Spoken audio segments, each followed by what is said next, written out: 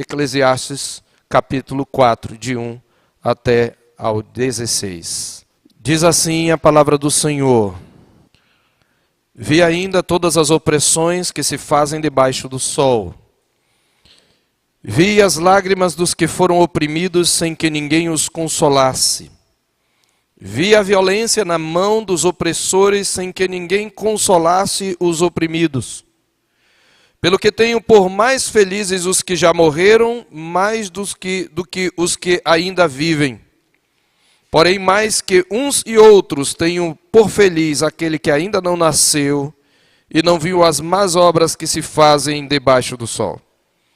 Então vi que todo o trabalho e toda destreza em obras provém da inveja do homem contra o seu próximo. Também isto é vaidade e correr atrás do vento. O tolo cruza os braços e come a própria carne, dizendo: melhor é um punhado de descanso do que ambas as mãos cheias de trabalho e correr atrás do vento.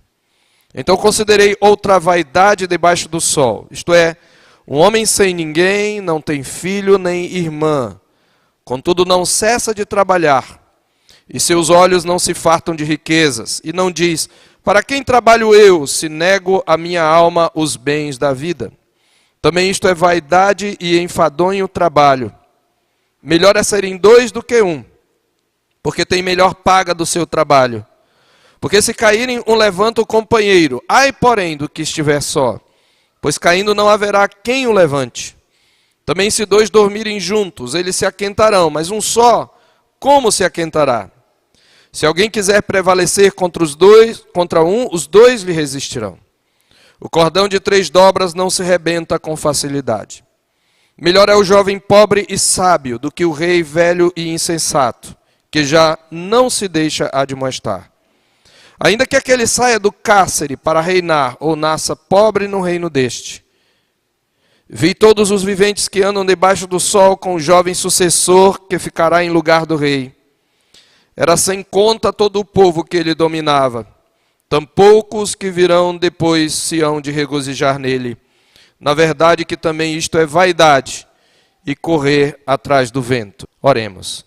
Senhor, que a tua palavra possa nesta noite ser aplicada pelo teu Santo Espírito ao nosso coração. A cada um conforme a sua necessidade, conforme o teu plano eterno e imutável. Para que, ó Deus, nós possamos compreender que não podemos fugir da finitude, a menos que fujamos para os braços do nosso Senhor Jesus Cristo, teu Filho amado.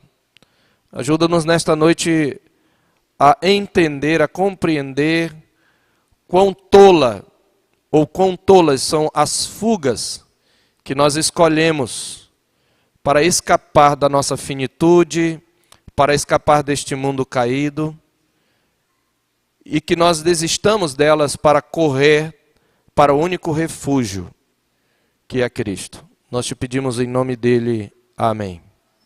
Meus irmãos, nós já vimos uma mensagem anterior, numa das mensagens anteriores, que uma das verdades enfatizadas pelo pregador aqui, o autor de Eclesiastes, é que nós não podemos fugir à finitude das coisas. É isto que ele quis dizer quando no capítulo 3, verso 1 em diante diz: tudo tem o seu tempo determinado e há tempo para todo propósito debaixo do céu. Ele está dizendo que Deus já determinou todas as coisas e nós não podemos fugir a elas. Ele está dizendo que nenhuma experiência neste mundo dura para sempre, porque ela tem o seu tempo determinado por Deus. E uma coisa que gera em nós um certo sentimento de desespero, de limitação, é o fato de que vivemos neste mundo onde tudo é temporário, onde nada dura para sempre, nem nossas experiências de prazer e alegria, nem nossas experiências de dor. Mas no nosso coração nós temos uma sede pelo infinito. E esta sede foi colocada pelo próprio Deus. Há um desesperado desejo, anseio por encontrar algo que dê um significado permanente para a nossa vida. Aquilo que chamamos felicidade. E é neste sentido que o autor no capítulo 3, verso 11, disse: tudo fez Deus formoso no seu devido tempo, também pôs a eternidade no coração do homem, sem que este possa descobrir as obras que Deus fez desde o princípio até o fim. O que ele está dizendo é que tudo Deus fez da maneira correta, determinada por Ele, de maneira boa, mas que as coisas neste mundo são limitadas, são transitórias. Mas ao mesmo tempo Ele pôs no homem um anseio de um significado que transcende a finitude do mundo. E não só isso, mas Ele pôs no homem o desejo e uma necessidade de descobrir o significado último da vida. É isso que significa, Ele colocou a eternidade sem que o homem possa descobrir. Mas por causa da queda, o homem não tem condições de encontrar resposta para suas questões existenciais. De onde eu vim, para onde eu vou, o que eu estou fazendo aqui, qual o significado da vida. Essa crise no coração do homem é chamada pelo pastor e teólogo Guilherme de Carvalho de desespero do infinito. O que é o desespero do infinito? O desespero do infinito é a tentativa do ser humano de buscar um significado permanente para a vida. Todo ser humano carrega dentro de si uma sede de liberdade, de emancipação, de não ter limites, de significado que se encaixe na sua necessidade como ser humano. O problema é que essa sede de emancipação e de significado não se encaixa com a finitude. E em que consiste a finitude? Pergunta o pastor Guilherme de Carvalho. A finitude é o seguinte: você tem sua família, você tem seu sexo, você tem o seu corpo, você tem o seu país, você tem as coisas que lhe acontecem, mas você não aceita isto, porque isto é a finitude. Você nasceu homem, vai continuar homem até o fim da vida, não importa o que você faça.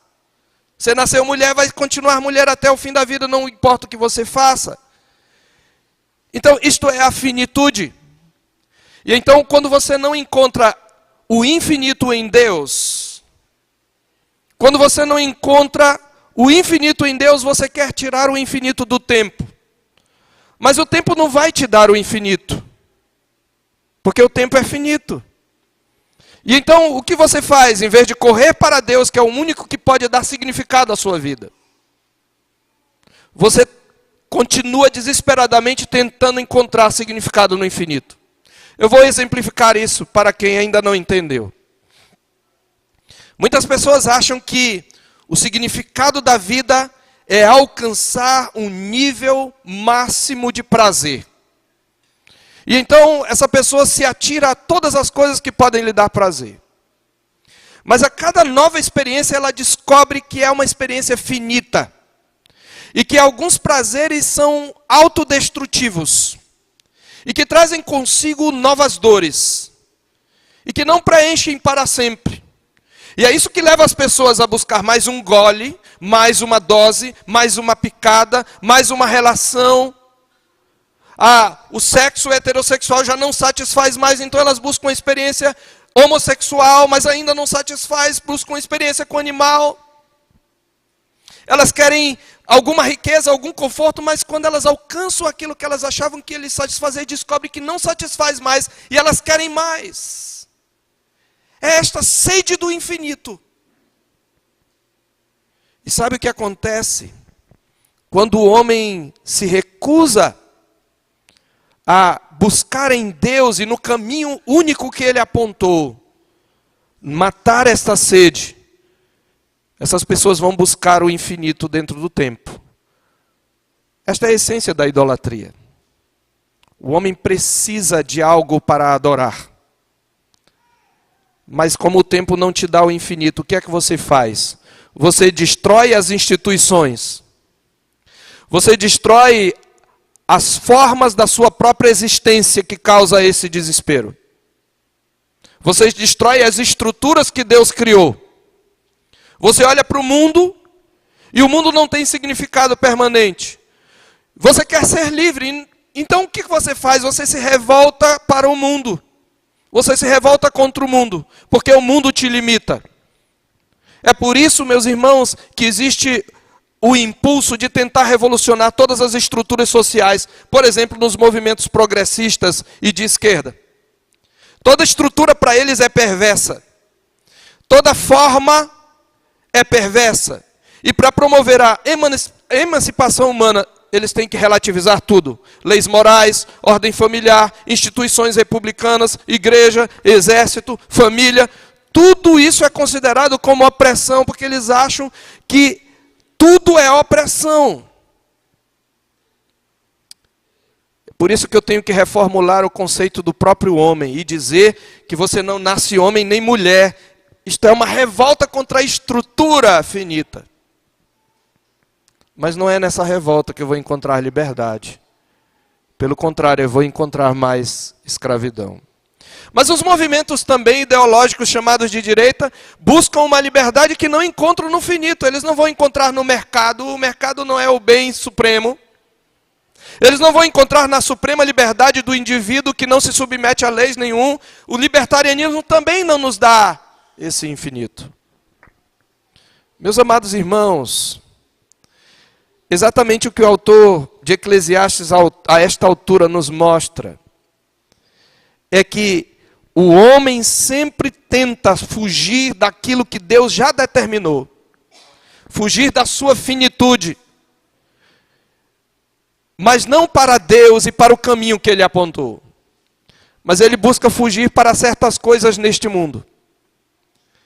E é sobre essas fugas, algumas delas, que o pregador vai falar. Ele já havia falado que Deus tudo fez formoso no seu devido tempo. Que há tempo determinado para todo propósito, que nada dura para sempre, e que ao mesmo tempo Deus colocou no homem a sede de uma liberdade que vai além do finito. Mas ele vai mostrar como o homem teimosamente, em vez de correr para o seu Deus, se arrepender da sua tentativa de autonomia, ele busca fugir dessa limitação, através de várias soluções que ele coloca para si. É por isso que o tema da nossa mensagem nesta noite é a fuga dos tolos. E aqui nesse capítulo 4, até mesmo o capítulo 5, mas nós não vamos ver o capítulo 5, mas até o capítulo 5, verso 7, nós vamos encontrar pelo menos 3 fugas que são muito comuns, ou 4 fugas. A quinta nós vamos tratar isoladamente. Nós vamos tentar pelo menos abordar 3 nesta noite, se houver tempo 4. As formas que o homem encontra para alcançar a liberdade, se livrar da finitude, encontrar significado, encontrar algo que lhe deixe feliz para sempre. E a primeira das fugas é o que eu chamo de rivalidade frenética. Ou poderíamos traduzir em uma só palavra, competição. Qual é a primeira fuga aí? Observe, nós já tínhamos visto na mensagem anterior, que uma coisa que parece negar que Deus tem o controle de tudo é a realidade da opressão no mundo. Nós já respondemos a esta questão. Mas eu quero tomar isto ou retomar apenas para começar com a primeira divisão, que está no verso 4. O pregador, depois de falar das opressões sem solução que há no mundo, que fazem com que as pessoas até acham melhor nunca terem nascido, ele mostra qual é a causa dessa opressão. E a causa dessa opressão é a primeira fuga que eu quero tratar. É a rivalidade frenética. É a competição. É o desejo de ultrapassar o outro. Essa sede de infinito nos leva a querer sempre ser melhores uns do que os outros. É o que eu chamo de rivalidade frenética. Veja o que ele diz no verso 4. Então vi que todo o trabalho e toda destreza em obras, provém da inveja do homem contra o seu próximo. Também isto é vaidade e correr atrás do vento. Inveja é esse sentimento de rivalidade que me leva a ficar triste porque quando eu descubro que o outro é melhor do que eu em alguma coisa, ou tem mais algo do que eu, algo que eu gostaria de ter. Mas também a inveja é a alegria que eu tenho porque eu tenho algo que o outro não tem. Então quando eu me alegro porque eu tenho alguma coisa, e quando eu me alegro naquela coisa como bênção e dádiva de Deus, com gratidão, esta alegria é lícita. Mas como eu me alegro que eu tenho o celular que a minha colega ou a minha rival não tem, isto também é inveja. Ou quando eu me entristeço e fico zangado porque eu não tenho o emprego que outra pessoa tem, ou que eu não tenho o destaque que outra pessoa tem, isto é inveja. Por quê? Porque para nós nunca será suficiente enquanto a gente não for o melhor. E é exatamente isso que ele está dizendo. Todo trabalho, todo esforço, todo zelo, todo projeto que o homem tem, ele vem desse desejo de ser melhor do que o outro. E isto é uma fuga. Ele acha que vai encontrar significado nisto. Como nós vimos na mensagem anterior, a inveja é uma das causas da opressão, é o sentimento que alimenta a sua cadeia alimentar. É por isso que a opressão não existe somente entre classes, mas também, e eu diria até principalmente, entre pares. Portanto, ela transcende a noção de classe social. O autor já tinha dito isso no capítulo 5, verso 8. Nós vimos isso na semana passada. Observe, se vires em alguma província opressão de pobres, ele retoma o tema, e o roubo em lugar do direito e da justiça, não te maravilhes de semelhante caso. Porque o que está alto tem acima do outro, tem acima de si outro, mais alto que o explora. E sobre estes, há ainda outros mais elevados que também exploram. Ele está dizendo que a opressão é um mal universal, porque sempre um quer explorar o outro. Você às vezes tem duas pessoas que são pobres, mas que muitas vezes disputam entre si e um quer dominar o outro. Você vai encontrar isto em todo lugar, até mesmo entre mendigos. Tem sempre alguém que quer ser o chefe e quer, de alguma maneira, dominar o outro. Por isso é uma falácia essa ideia de colocar o rótulo de opressores em uma só classe e oprimidos em outra só classe. Negros também oprimem. E eu fico à vontade para falar isso porque eu sou negro. Então eu estou no meu lugar de fala. Não é? Ninguém pode falar nada. Também oprimem, sem dúvida nenhuma. Eu posso citar um opressor, só um, Idi Amin Dada. Pesquise depois no Google para você saber quem era esse homem. Um negro. A opressão, ela vem exatamente dessa rivalidade. E essa rivalidade é uma forma de fuga. É uma forma de alcançar o infinito. É uma forma de sentir que eu tenho significado. E veja, como disse Thomas Hobbes, citando um outro autor, o dramaturgo romano Platos, mas ficou famoso na boca de Thomas Hobbes porque ele é mais famoso. O homem é o lobo do homem. O homem é o predador do próprio homem. A resposta a esta fuga é que a competitividade cruel é correr atrás do vento. Ele diz, também isto é vaidade, isto é vão, isto é um suspiro e correr atrás do vento. Essa fuga depois se revela como um correr atrás do vento. E sabe o que ele quer dizer com isso? Ele quer dizer que além de produzir opressão, como nós já vimos, a rivalidade frenética, no final de tudo, vai levar aqueles que se entregam a ela a receber como recompensa a frustração. A inclinação natural do nosso coração invejoso é querer sempre glória maior e sempre estar, como se diz, por cima. Por isso a inveja, irmã gêmea da cobiça, tira de nós a virtude do contentamento. A gente nunca está feliz. Não pense que um opressor, ele é feliz. Ele não é. A inveja é uma fuga, irmãos. A rivalidade, a competitividade é uma fuga. Porque quando eu achar que eu sou o melhor, eu vou descobrir que tem outro melhor que eu e aquilo vai gerar uma insatisfação. Por isso, é correr atrás do vento.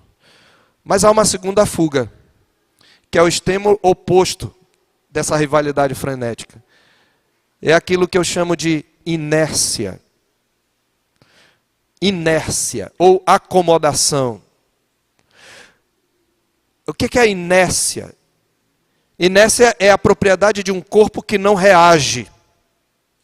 Inércia é a atitude de se omitir, de não reagir, de não responder, de cruzar os braços. Mas este oposto também é uma fuga.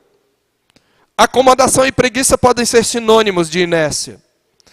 É isto que ele quer dizer no verso 5, olha o que ele diz. O tolo vê isto tudo e cruza os braços e come a própria carne. Essa ideia de cruzar os braços é uma figura que aponta para o preguiçoso, para o acomodado. Ah, não, eu não quero saber dessa competitividade, esse frenesi, mas ele se nega a trabalhar de qualquer maneira. Ele se omite. Ele diz, eu não vou entrar nessa briga de maneira nenhuma. É o pensamento daquele que diz assim, se nada do que eu faço vai mudar a realidade, então para que tentar? Ou numa versão calvinista da mesma filosofia, tem uma versão reformada. Se Deus já predestinou tudo o que vai acontecer, então nada vai adiantar. Esquecendo que a soberania de Deus não tira a liberdade das causas secundárias, como diz a nossa confissão de fé. Deus fez o mundo em leis de causa e efeito. E se eu faço certas coisas, elas têm consequência. Elas não mudam o plano eterno de Deus, mas elas trazem consequência para mim. Este é um mistério. Mas há pessoas que dizem assim, é melhor cruzar os braços. Essa expressão no verso 5, dizendo, o tolo cruza os braços como a própria carne dizendo, ela não está no original. É uma interpretação do tradutor, achando que o verso 6 é uma palavra do tolo. Mas eu não concordo com isto, eu creio que o verso 6 é um ditado do pregador para responder em parte a essa fuga. Mas depois eu vou falar sobre isto. O tolo cruza os braços. Veja o que a palavra de Deus fala sobre isto. E ela fala sobre isto referindo-se ao preguiçoso em Provérbios capítulo 6. Provérbios capítulo 6. Então, o contrário de uma briga frenética, de um trabalho frenético, sem descanso, não é a preguiça. A solução não é cruzar os braços. A solução para essa luta que gera opressão não é se omitir. Isso também é fuga. Este é o ponto.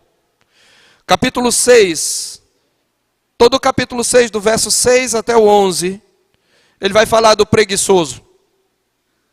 Mas eu quero somente ler aqui o que está no verso 10.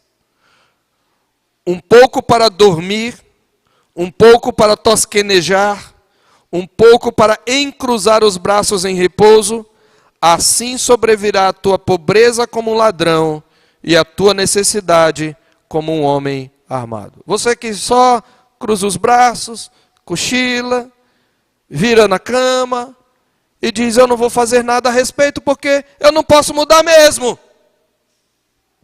Eu vou votar nulo porque nenhum presta.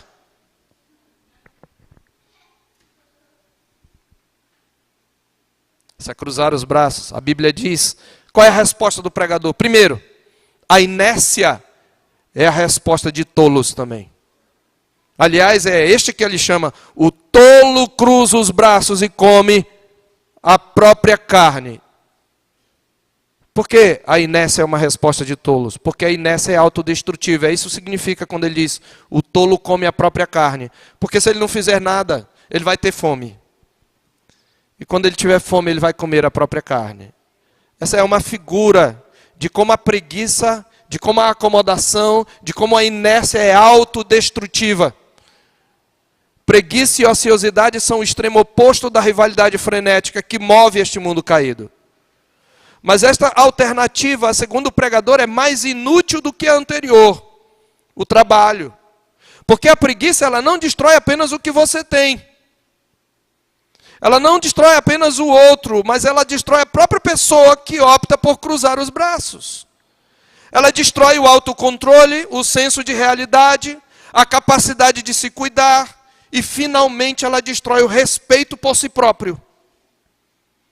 Por isso o preguiçoso é chamado tolo. É pela mesma razão que o texto que eu li adverte. Ó preguiçoso, até quando ficarás deitado? Quando te levantarás do teu sono? Se a sua vida, ela apenas se refere a levar a vida de qualquer maneira, é assim que virá a tua pobreza. E isso nos leva a uma pergunta. Então, qual a alternativa entre a rivalidade frenética e a inércia, a acomodação, a preguiça?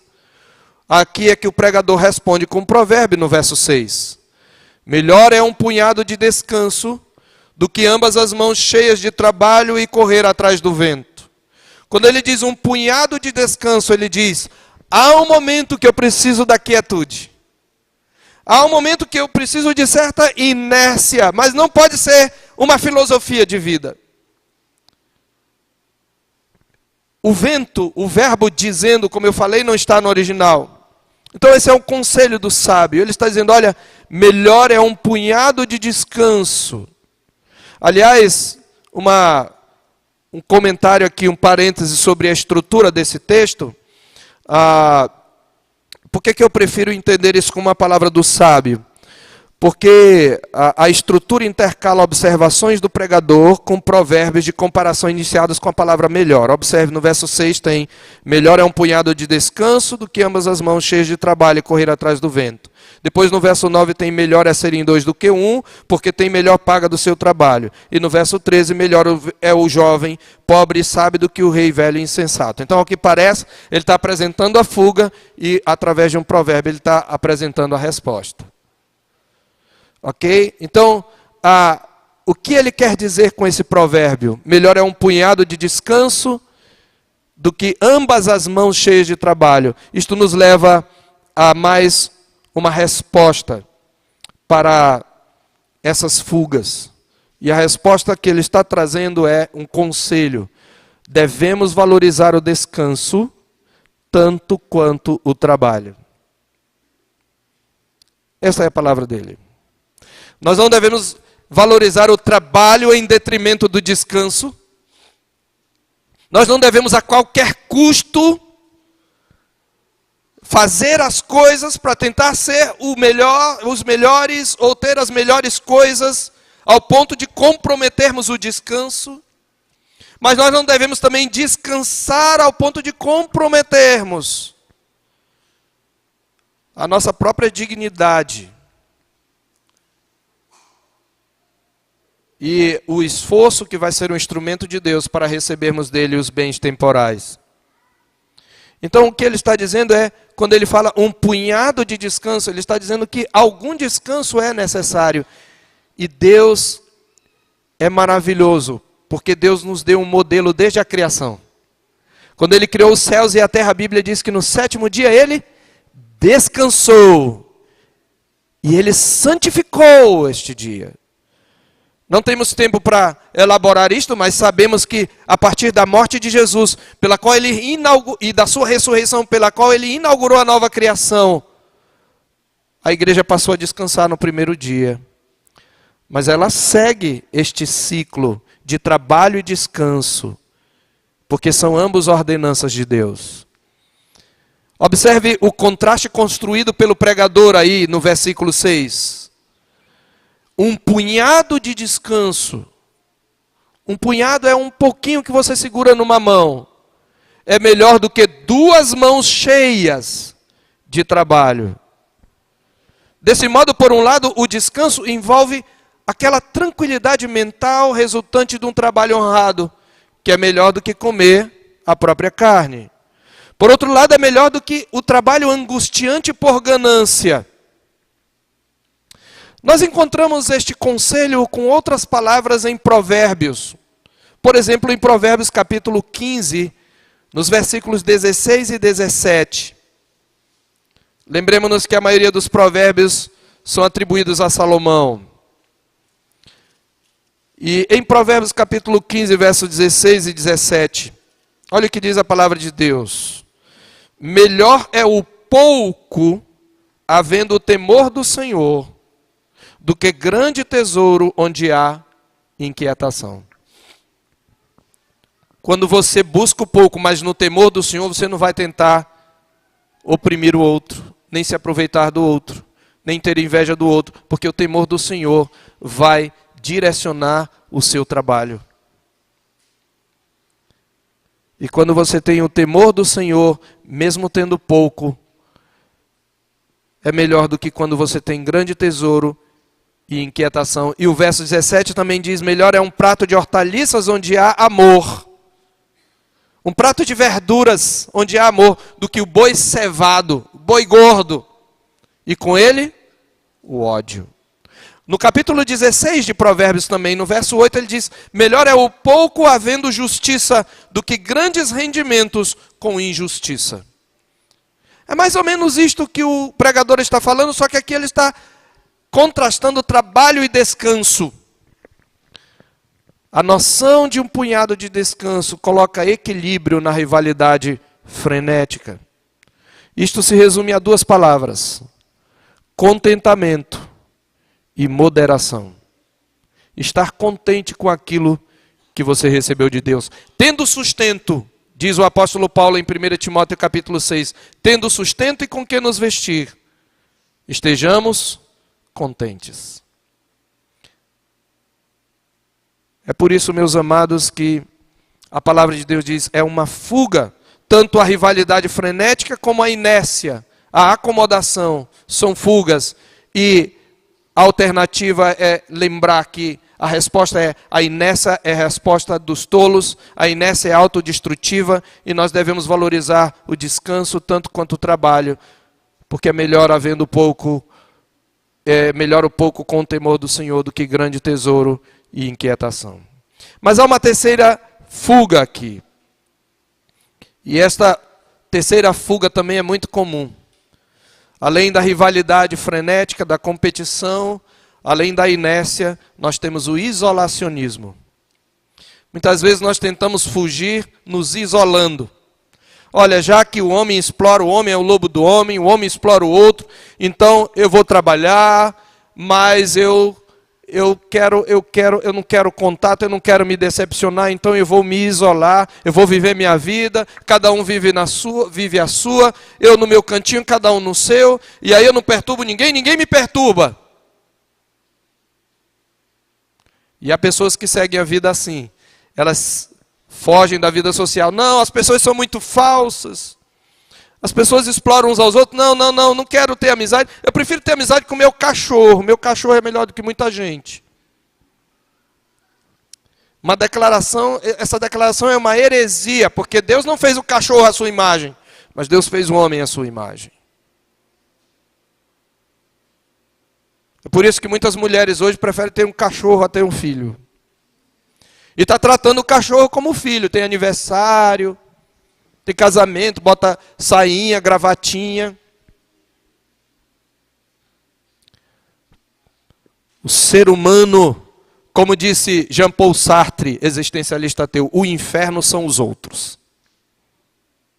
Pensadores deste mundo já perceberam por causa do pecado, dessa rivalidade, parece que o outro me limita. Então, ou eu oprimo o outro, domino o outro, rivalidade frenética, ou eu não faço nada a respeito, ou eu me isolo do outro. Freud dizia que essa é uma das coisas que causava mal-estar na sociedade. Eu tenho uma pulsão de vida, que ele chamava de eros. Mas o outro me limita. O outro limita a minha liberdade, o outro me reprime. Isso cria em mim uma pulsão de morte. Thanatos. Por isso que há brigas. Mas Freud não tinha solução para isso. Mas a palavra de Deus tem. Veja o isolacionismo no verso 7 em diante. Então considerei outra vaidade debaixo do sol. Outra fuga vazia. Isto é, um homem sem ninguém, não tem filho nem irmã, contudo não cessa de trabalhar e seus olhos não se fartam de riqueza. E não diz, ele não para pensar dizendo, para quem trabalho eu se nego a minha alma os bens da vida? Também isto é vaidade e enfadonho trabalho. Pessoas que para enriquecer comprometem amizades, abrem mão da família, abrem mão dos amigos, para que ninguém tome a minha riqueza. Não sei quantos aqui já assistiram um filme que é muito comum passar em Natal, Os Fantasmas do Scrooge.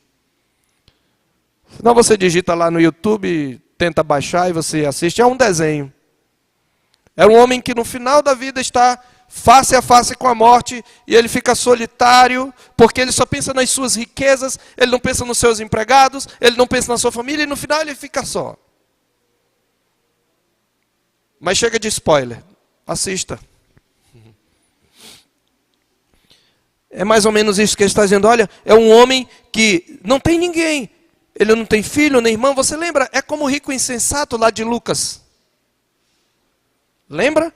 O campo de um homem produziu em abundância. E aí ele disse consigo mesmo. Já é um problema. Por que ele disse consigo mesmo? Nas comunidades pastoris da Palestina era comum um homem não só compartilhar com sua família os seus planos e projetos, mas com a própria cidade. Ele ia para a porta da cidade, conversava com os anciãos, pedia conselho. Mas este homem fala consigo mesmo, o que farei? Pois eu não tenho onde colocar os frutos. Onde colocar os grãos? Já sei. Eu vou destruir os meus celeiros, fazer outros maiores, e então, quando eu tiver feito, eu vou dizer à minha alma, descansa, come, bebe, regala-te. Ou seja, você alcançou o infinito.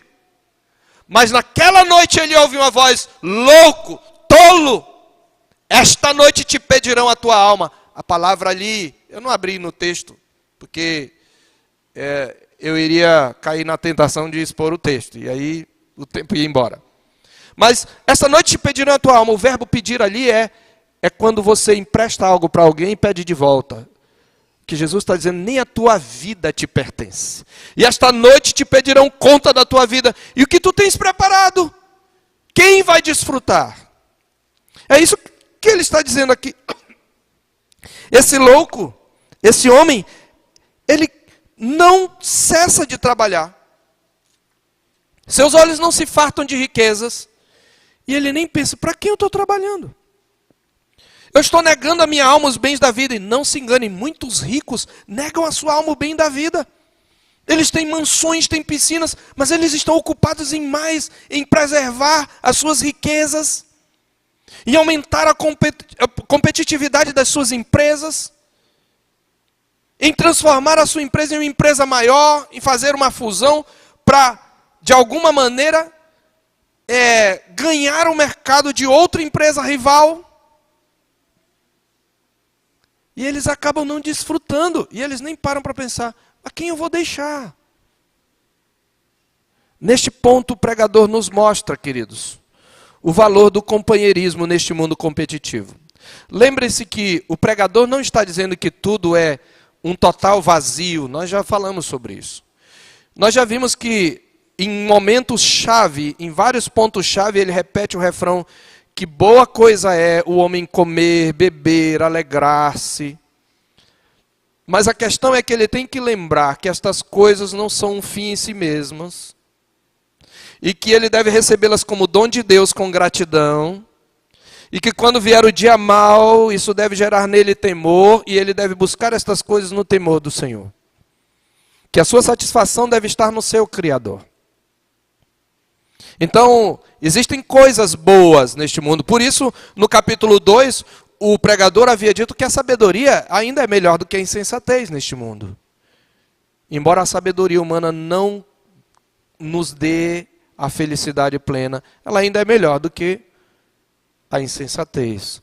Então, é nesse sentido que ele está dizendo, olha, essa é a resposta dele para aquele que se isola: olha, você ainda é mais infeliz do que aqueles que se associam uns com os outros. Há mais benefício na vida gregária, na vida comunitária, do que na vida isolada, na solidão. Então aí é que ele entra com um segundo provérbio no verso 6. Melhor é serem dois do que um, porque tem melhor paga do seu trabalho. Ou seja, ainda que seja uma vantagem temporária e provisória, é preciso que se diga, típica das coisas deste mundo caído, viver em comunidade ainda é melhor do que isolar-se. Em seguida ele apresenta pelo menos 3 benefícios de se viver em comunidade, utilizando-se aqui da figura de uma viagem pelas estradas da Palestina, com todos os perigos que ela envolvia. A figura aqui é de uma viagem. Quais são as 3 vantagens do companheirismo? Primeiro, o companheirismo nos provê amparo em tempos de fraqueza. Nesse mundo mau, onde a finitude parece nos prender, onde as coisas não duram para sempre,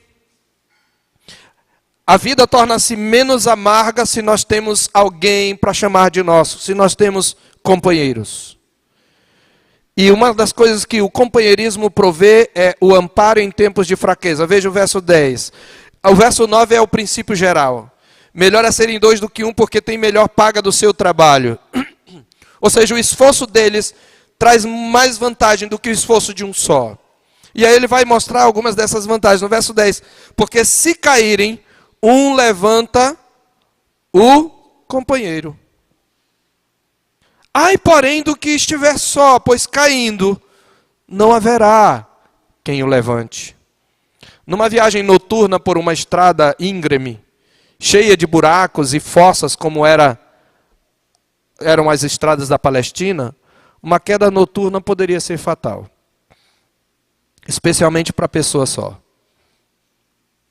Então, se você cai num buraco, se você escorrega e fratura um membro e você está só, como você vai se levantar? Então, o companheirismo provê amparo em momentos de fraqueza, e isto é uma figura para todos os tipos de queda. Ele não está só se referindo, ele usa a figura, tanto vale para o sentido literal, como para as figuras que são associadas a ele. Podemos pensar em pecado, por exemplo. Quando alguém peca, quando alguém cai, tendo um companheiro para levantá-lo, é muito melhor do que quando está sozinho. Por isso, irmão, por isso, irmã, quando você peca, não é solução isolar-se da igreja. Pois até a disciplina é para o seu bem. Quantos de nós aqui, queridos, já caímos, fomos disciplinados, alguns até excluídos, e depois tinham alguém para levantá-lo. Foram restaurados. O companheirismo provê amparo em tempos de fraqueza. Em segundo lugar, o companheirismo traz aconchego em tempos de desconforto. Verso 11. Também se 2 dormirem juntos, eles se aquentarão. Mas um só, como se aquentará? Outra experiência desagradável, se você viajasse numa estrada da Palestina, eram as noites frias. A Palestina é seca, de dia é o calor de mais de 40 graus, à noite abaixo de 0. E 2 debaixo de um cobertor se aquecem melhor. É o que ele está dizendo. Isso era muito comum quando alguém viajava a pé. Então ele está dizendo, olha, no momento de desconforto, ter um ombro amigo, ter alguém para abraçá-lo, ter alguém para dizer, olha, eu estou aqui, você não está só. É um grande conforto. Por isso, viver só não é a solução, é uma fuga de tolos também. Terceiro benefício do companheirismo: força em tempos de oposição. Amparo em tempos de fraqueza, aconchego em tempos de desconforto, força em tempos de oposição. Verso 12. Se alguém quiser prevalecer contra um, os 2 lhe resistirão. O cordão de 3 dobras não se rebenta com facilidade. Aqui se trata de malfeitores tocaiados à beira da estrada. Devemos nos lembrar aqui da parábola do samaritano. Jesus se utiliza dessa verdade para falar do amor ao próximo. Um homem ia de Jerusalém para Jericó, né? E aí foi assaltado e deixado quase como morto.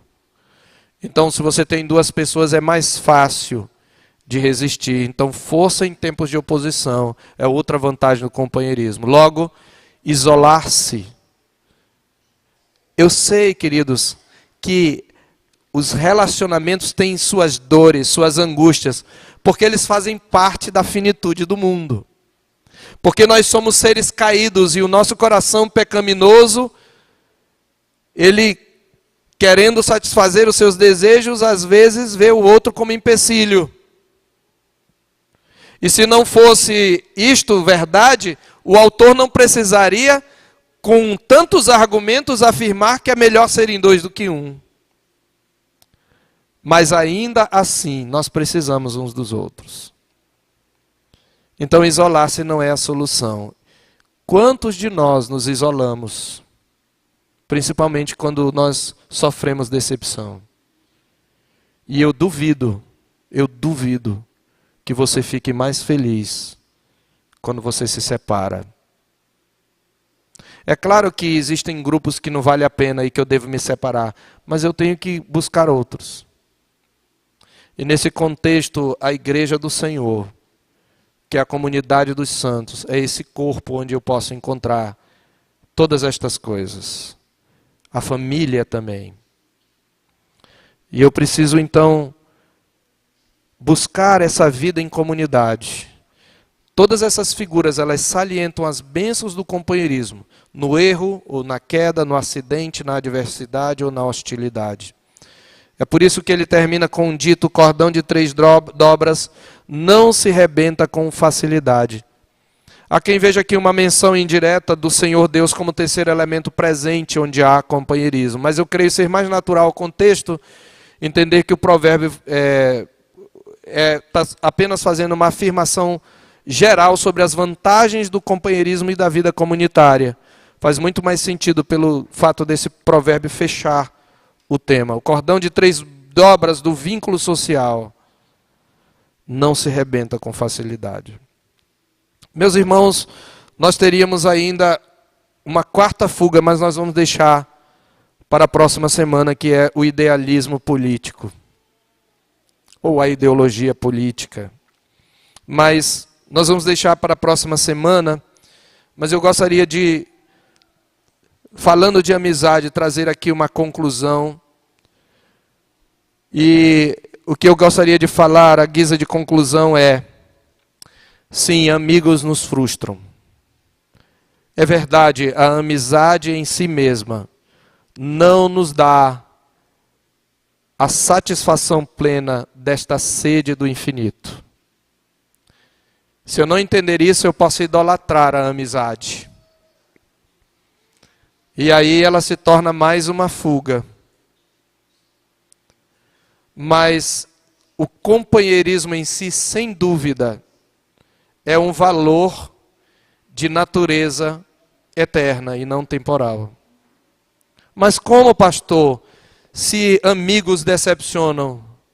Eu não falei amigos, eu falei o companheirismo. Por quê? Porque companheirismo faz parte do plano de Deus para a humanidade redimida nos novos céus e nova terra.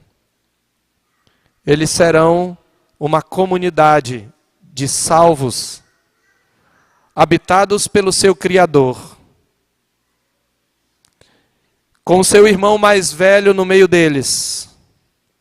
E é aqui que o companheirismo ganha significado eterno. Há um homem que pode ser seu eterno amigo, e onde sua esposa não consegue ir, onde o seu marido não consegue chegar, onde os seus amigos não são capazes de ajudar, ele poderá estar com você.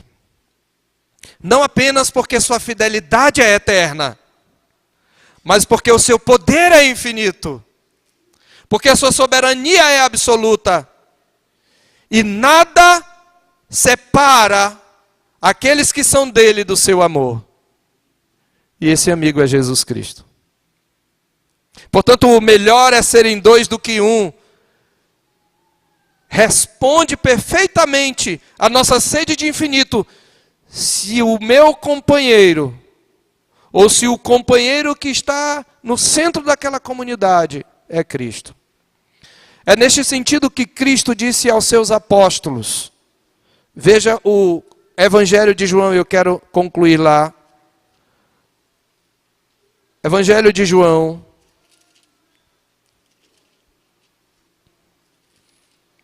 No capítulo 15. Observe o que o Senhor Jesus nos diz. Falando do companheirismo que deve permear a comunidade dos santos, no verso 12 ele diz, João 15, 12, o meu mandamento é este, que vos ameis uns aos outros, assim como eu vos amei. Mas depois de recomendar que nos amemos uns aos outros, ou seja, que nós busquemos fortalecer o companheirismo da comunidade redimida pelo amor, ele nos mostra o exemplo maior que nos dá fundamento para esse companheirismo. Ele diz, ninguém tem maior amor do que este, de dar a alguém a própria vida em favor dos seus amigos. E logo em seguida ele diz, vós sois meus amigos, se fazeis o que vos mando. O que Deus fez em Cristo? O que Cristo fez? Deu a sua vida por aqueles que ele chamou de amigos. E não é porque nós éramos amigos dele. Nós éramos inimigos. Mas a sua morte foi o preço da reconciliação para que de filhos da ira nos tornássemos filhos de Deus, amigos de Cristo. Mas, para ser amigo, primeiro ele tem que ser seu Senhor. Vós sois meus amigos, se fazeis o que vos manda. Ele é um amigo diferente. Ele é um amigo que você tem que obedecer. Ele é um amigo que você tem que chamar de Senhor. Mas ele diz, quando você se dobra ao seu senhorio, quando você diz, Senhor, eu sou teu escravo, porque você é escravo de alguma coisa, você nunca vai ser livre, você não tem autonomia. Ou você vai ser escravo do dinheiro, ou você vai ser escravo da imoralidade, ou você vai ser escravo das drogas, ou você vai ser escravo da sua empresa, ou vai ser escravo de si mesmo, dos seus desejos, ou você é escravo de Cristo. Mas como ele chama aqueles que se fazem seus servos?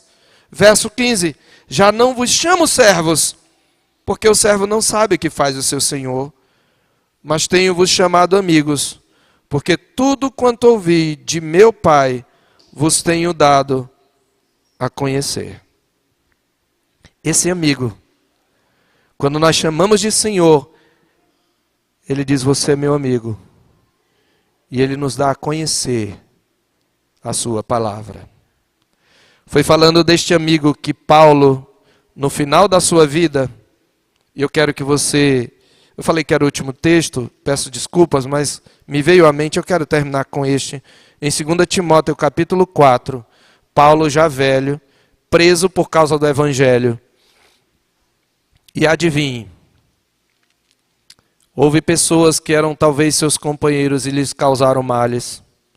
Houve pessoas que o abandonaram e a própria igreja o abandonou quando ele estava para ir diante do tribunal. Observe o que ele fala no capítulo 4, verso 16, a Timóteo, da segunda epístola. Na minha primeira defesa, ninguém foi a meu favor, antes todos me abandonaram, que isto não lhe seja posto em conta. Naquela época, qualquer cidadão poderia se colocar ao lado do réu para defendê-lo. E ele estava diante do tribunal, ele iria diante do tribunal para responder pelo fato de pregar o Evangelho numa perseguição, provavelmente a perseguição levantada por Nero. Ele está dizendo ninguém, eu não encontrei um amigo, nem na igreja. Sim, amigos podem decepcionar. Mas Paulo tinha um amigo. Aquele que havia chamado de Senhor. Mas o Senhor me assistiu. Esse verbo significa o Senhor se colocou do meu lado. O meu amigo não só me assistiu, mas ele me revestiu de força para que por meu intermédio a pregação fosse plenamente cumprida. Eu consegui cumprir o meu ministério. Este é o meu objetivo. E todos os gentios a ouvissem, e fui libertado da boca do leão. E o Senhor, este mesmo amigo, me livrará também de toda obra maligna e me levará salvo para o seu reino celestial. A Ele glória pelos séculos dos séculos. Amém. Você já tem esse amigo? É este amigo que nunca vai lhe abandonar. Que o Senhor Deus nos dê a graça de entendermos a mensagem e de nos arrependermos das fugas que nós muitas vezes realizamos. É para Ele que eu tenho que correr. Eu não vou encontrar na finitude do mundo. Eu vou encontrar naquele que, sendo Deus, se fez carne e que venceu o mundo e que ressuscitou e que um dia virá para criar um novo mundo. É nele que eu encontro significado. É Ele quem pode preencher a minha sede do infinito. Curve sua cabeça, feche os seus olhos. Vamos falar com Deus.